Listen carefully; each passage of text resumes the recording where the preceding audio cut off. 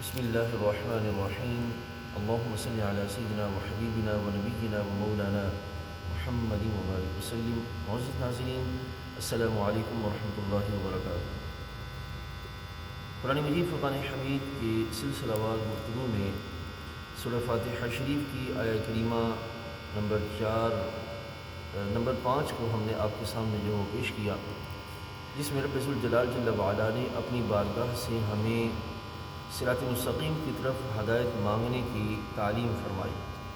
معزز حاضرین، آج انشاءاللہ مزید ہم صراط مستقیم کو آپ کے سامنے پیش کریں گے۔ خالق کائنات جل وعلا نے اپنی بارگاہ سے جو نظام بندوں کے لیے پسند فرمایا، وہ اس کو قرآن مجید فرقان حمید کے اندر صراط مستقیم سے تعبیر فرمایا ہے۔ اب دیکھنا یہ ہے کہ جو صراط مستقیم ہے یہ کون سا رستہ ہے، یا اس سے مراد کیا ہے۔ صراط مستقیم ایک مختصر مگر جامع رستے کو کہتے ہیں، جس میں انسان کی زندگی کے جملہ معاملات کی تکمیل بامقصد طریقے سے پوری ہو رہی ہو، احسن انداز کے ساتھ پوری ہو۔ اب معزز حاضرین، ایک ہے حد سے بڑھ جانا، ایک ہے حد سے گر جانا۔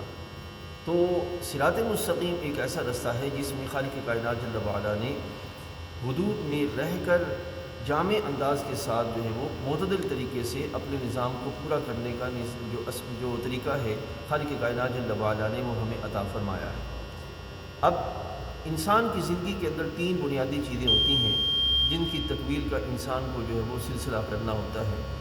ایک ہے انسانی ضروریات، دوسرا ہے انسان کی خواہشات، اور تیسرا ہے کائنات میں موجود جو اسباب ہیں، مختلف سورسز ہیں، ان کو اپنے لیے استعمال کرنا۔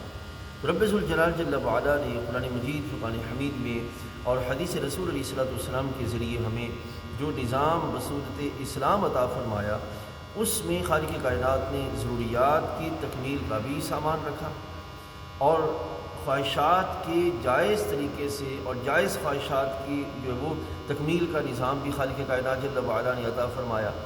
اور تیسرا یہ کہ اسباب کا کس طرح استعمال کرنا ہے، اسباب کے اعتبار سے انسانی نظریات اور انسانی جو اعتماد اور اس کے استعمال کے طریقے کیا ہیں، خالق کائنات جل وعلا نے وہ بھی اپنی شریعت مطہرہ سے کے ذریعے ہمیں جو ہے وہ عطا فرمایا۔ اب معزز حاضرین، سوچئے گا کہ بلا شبہ کوئی بھی آپ چیز لے لیں، وہ چیز اپنے مقصد کی تکمیل کے اعتبار سے جب سب سورسز پورے کر رہی ہوتی ہے تو وہ چیز جو ہے وہ فائدہ بخش جو ہے وہ کہلاتی ہے۔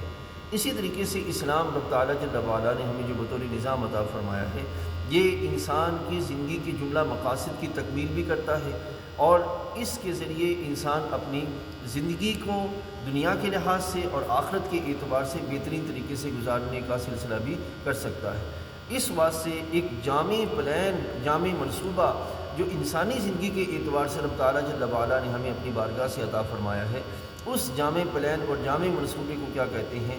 اہدنا الصراط المستقیم، صراط مستقیم کہتے ہیں۔ اس واسطے جب ہم نماز پڑھیں، یا یہ کہ ہم جب دین سیکھیں تو دین کے مکمل جملہ پہلوؤں کو سیکھ کر اپنی عملی زندگی میں لانے کا اہتمام کریں، اس کا پھر فائدہ کیا ہوگا کہ ہم اپنی زندگی کو بامقصد طریقے سے اور احسن انداز کے ساتھ گزارنے کا جو ہے وہ سلسلہ کر سکیں گے۔ دین کے اندر دنیا اور دین کی تقسیم نہیں ہے کہ یہ چیز دنیاوی ہے، یہ چیز دینی ہے، یہ تقسیم نہیں ہے۔ دین میں یہ ہے کہ ایک چیز حکم الہی کی مطابقت میں ہے، ایک مطابقت میں نہیں ہے۔ تو خالق کائنات جل وعلا نے حکم الہی کی مطابقت میں انسانی کی ضروریات کا سارا سامان رکھ دیا، اور پھر انسان کو دعوت دی کہ آؤ اس رستے کی طرف رہنمائی مانگو، توفیق جو وہ رب کی بارگاہ سے مانگو۔